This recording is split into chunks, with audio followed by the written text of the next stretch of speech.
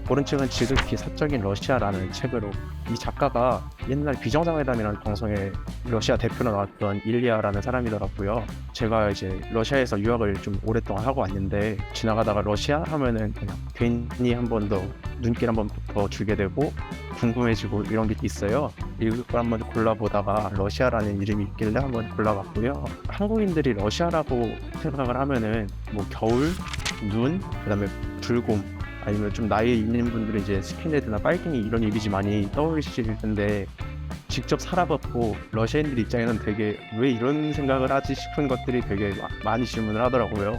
그래서 이제 이 사람도 여러 가지 오해와 진실에 대해서 한번 소개해볼까 한다라는 내용으로 글을 적었었고요.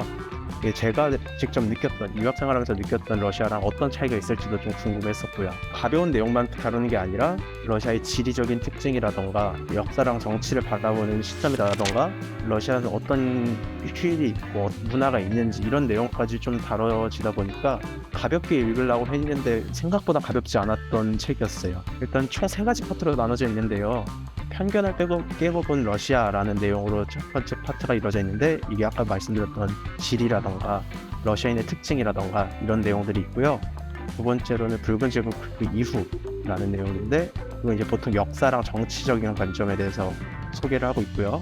세 번째로 이제 러시아의 일상 파트는 이제 휴일과 문화 이런 내용들이 있는데, 중간에 되게 당황스러운 내용들이 좀 많은데, 이게 러시아가 좀 되게 보수적인 부분이 있다 보니까 게이라던가 레즈비언이라든가 성별에 따른 이제 다른 역할을 부여한다던가 이런 거에 되게 보수적이라서 이런 제목들을 좀 사용을 하게 된 것 같아요.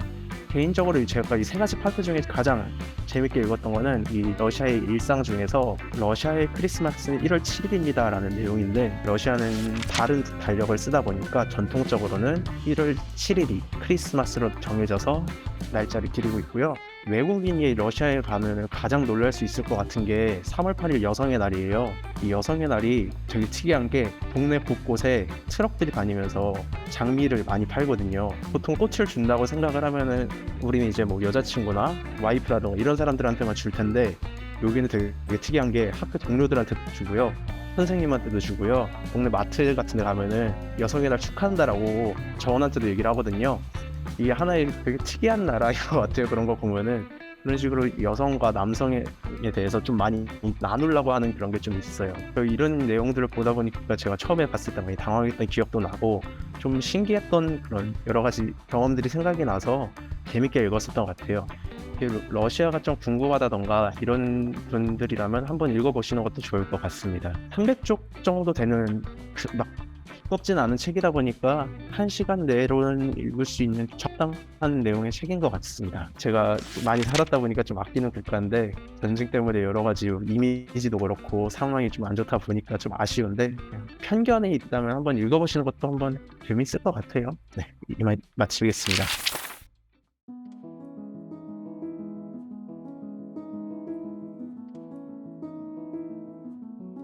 소개해드릴 책은 박준 산문집인데요.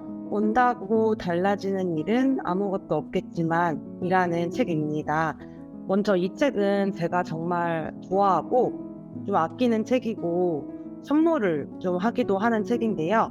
죽음, 가난, 이별, 사랑 이런 이야기를 좀 하는데요. 그런 이야기들이 사실 저희의 삶의 이야기잖아요. 전반적으로 조금 솔직하고 담담한 문체로 이야기하는 책이고, 제가 좋아하는 구절을 몇 개 가져왔는데 그 부분을 조금 읽어드리도록 하겠습니다. 먼저 그늘이라는 시인데요.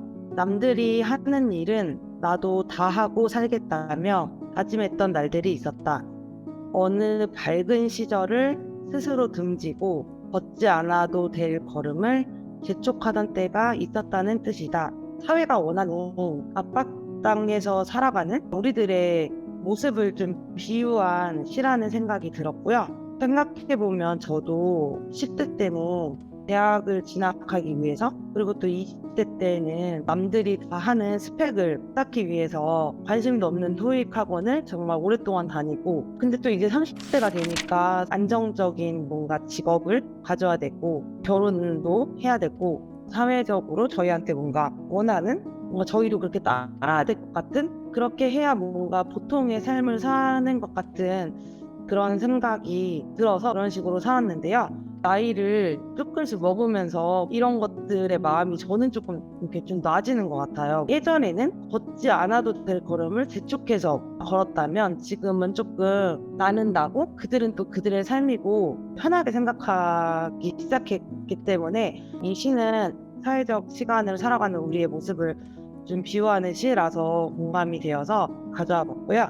다음은 아침밥이라는 시인데요. 죽음에 대한 시인데 지난주에 그 정말 가깝게 지내는 아버지를 잃으신 그 지인분께 제가 이 시를 읽어드렸었어요. 자기의 마음을 옮겨놓은 것 같다라고 해주셨는데 한번 같이 보시면 좋을 것 같아서요. 아침밥 어찌되었든 다시 태어날 수 있다면 나보다 먼저 죽은 사람들과 모두 함께 태어나고 싶다. 대신 이번에는 내가 먼저 죽고 싶다.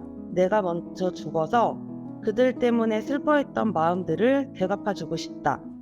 장례식장에 들어가면서부터 눈물을 참다가 더운 육개장에 소주를 마시고 진미채에 맥주를 마시고 허정허정 집으로 들어가는 기분, 그리고 방문을 걸어 잠그고 나서야 터져나오던 눈물을 그들에게도 되돌려주고 싶다.